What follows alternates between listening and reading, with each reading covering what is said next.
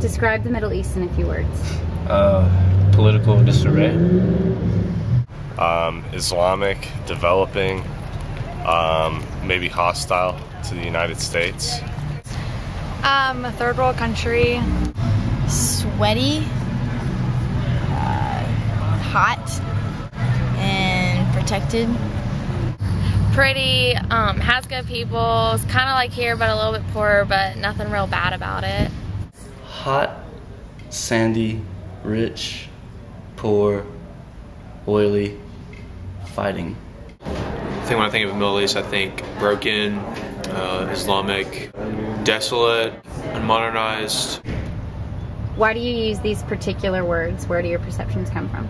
Just from the news, and I'm in this South Asian sexuality class, and we talk about the Middle East and South Asia a lot. Why would I use those words to describe that? Just like media and studying Islam and like Islamic culture and stuff. It's not congruent with like all the culture over there. What I've read, multiple different news sources, my opinions, that kind of stuff. Well, the Middle East just seems hot. It's like the desert. I feel like everybody has a gun over there.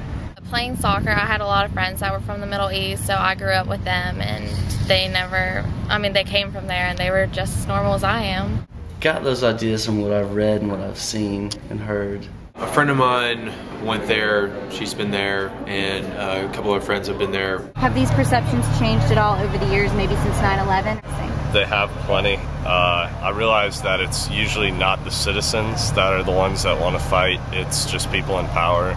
I mean, before 9/11, obviously, like, I don't think I knew anything at all about the Middle East. Before 9/11, I didn't really think about anything other than America. When I was younger, I was terrified to fly on planes after 9/11, and I remember seeing an Arabic person in the airport and just being, like, completely terrified. That terror and, like, the kind that I had when I was younger is, like, stems from not understanding their culture and stuff. For me, I couldn't tell you what I thought in the 3rd grade, but my perception hasn't really changed. For others, probably, yeah. From what they hear about the news, just terrorist attacks and invasions. Yeah, since I've taken that class, they've changed a little bit.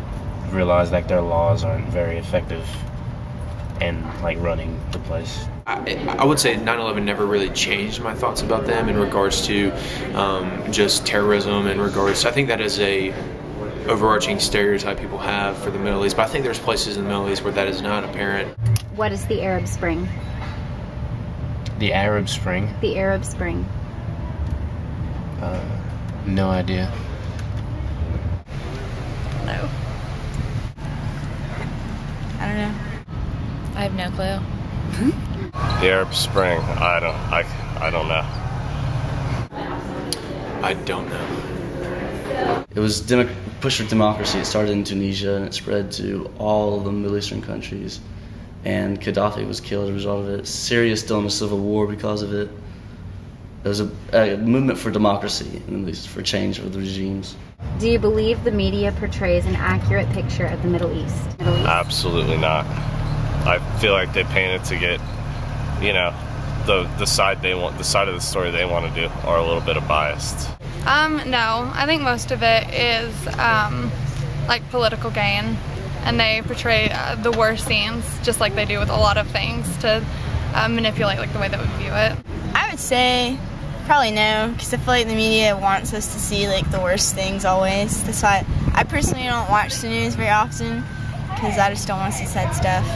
No, I do not think the media portrays that at all. I think they only portray it as bad because of what they've done to us, but anybody could have done that to us. So. I don't think they try to project a picture so much as just the news that goes on there. If you just took what the news no, that's my answer. If you just took what the news showed you, you just think that the Middle East was just this extremely messed up place that war and extreme Islamic fundamentalism just prevails everywhere. Nah, they just show what people expect to see. They don't really show what really happens, or like the real stories. I don't. I think there is some validity, but just like TV, I don't think you should believe everything on TV is true. Do you believe that the West and the Middle East can ever have a peaceful relationship? Yeah, I guess. Not really. I don't see that in terms of religious views and political views. I mean, I could say that they could be peaceful, but I don't think they'd ever reach like a harmonious conclusion. Probably not. Yeah, depending on the way the government is run, and depending I don't just like how influential like religion is in the government. Peaceful. I don't know if peaceful is the word I would use. I think they can have a relationship that's not the one that we have right now. I think they could agree to disagree and move on, but peaceful, I don't know. Yes. Yes, I do. And I think that's going to take time. I think that our values are just so different that it's going to be really hard for us to ever find a common ground other than this is your way of living and this is our way of living, and we're just not going to interfere with each other. Like, it would take maybe like a really detailed like treaty, or like a specific treaty, like where we would stay out of their affairs, but their affairs wouldn't involve with our economy. Because they never have before, so I don't think things are going to change now. I'm not the one to ask for how, but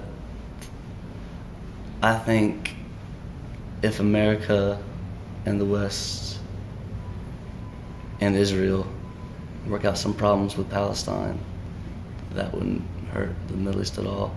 I think America sometimes intrudes into places it shouldn't go.